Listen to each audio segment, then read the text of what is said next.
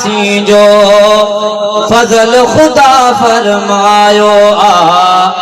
अज अल्लामा तारिक साहिब अंगण असांजे आयो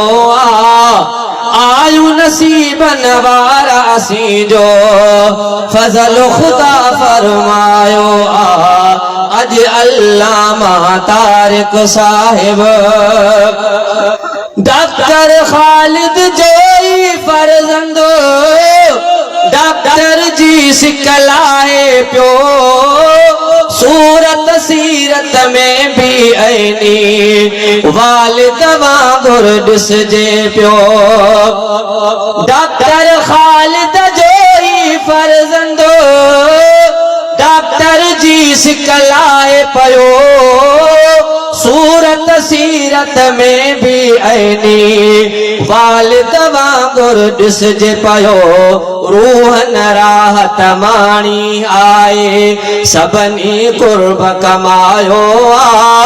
आयु नसीबन वारा सी जो फजल खुदा फरमायो अज अल्लामा तारिक साहिब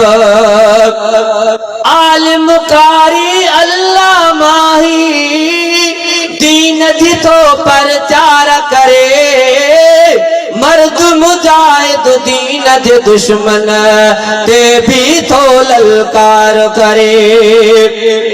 आलिम कारी अल्लामा ही दीन जी तो प्रचार करे मर्द मुजाहिद दीन जे दुश्मन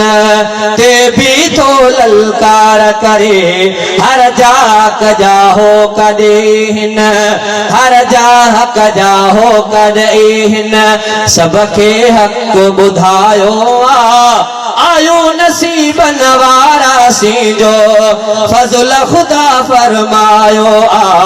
अज अल्लामा तारिक साहिब वालिद वारे नक्श कदम ते फर्जंद सारा हली प्याइन बाबे शहीद जी राख पुट ते हिक भी पैर न हटिया वालिद वारे नक्श कदम ते फर्जंद सारा हली प्याइन बाबे शहीद जी राख पुट ते हिक भी पैर न हटिया दीन जी खिदमत दिल सां कन था दीन जी खिदमत दिल सां कन था अरदन पाण निभायो आयो नसीबन वारा सी जो फजल खुदा फरमायो अज अल्लामा तारिक साहिब अंगण असांजे आयो आयो नसीबन वारा सी जो फजल खुदा फरमायो अज अल्लामा तारिक साहिब शहजादन जो वालिद माजिद हजरत खालिद माण्हू मिठो दीन मथा सिर घोर करे हो राही जन्नत थी आयो शहजादन जो वालिद माजिद हजरत खालिद माण्हू मिठो दीन मथा सिर घोर करे हो राही जन्नत थी आयो आला शहादत वारो रुतबो आला शहादत वारो रुतबो बेशक प्यारे प्यायो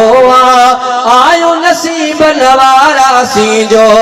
फजल खुदा फरमायो अज अल्लामा तारिक साहिब अज हिन उम्र को शहरते रहमत जो प्यो मियां हले छो जो अज कुरान जो जलसो जारी सारी आए हिते मुफ्ती आलिम दर्स ॾियनि पिया रहमत जो थो सायो आयो नसीबन वारा सी जो फजल खुदा फरमायो अज अल्लामा तारिक साहिब अंगण असांजे आयो लामा कुर्बन वारा कदम भरे लख भलायो सोने सजन जो आयो असां ते छांव करे। अंगण असां जे आयो लामा कुर्बन वारा कदम भरे। लख भलायूं सोने सजण जो आयो असां ते छा करे। अब त गुनारे शाद सजण, अब त गुनारे शाद सजण। शल रब खे असां बादायो आयो नसीब नवारा सीजो फजल खुदा फरमायो। अज अल्लामा तारिक साहिब,